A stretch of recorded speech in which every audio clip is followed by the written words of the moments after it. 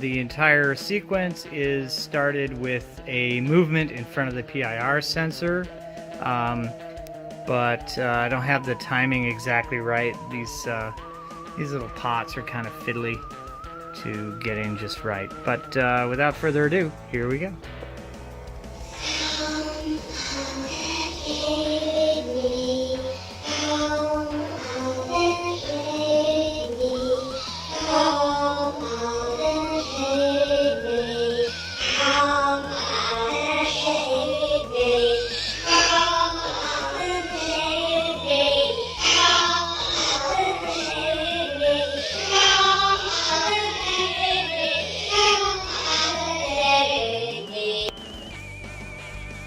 So I don't have the timing exactly right, but it's getting pretty close.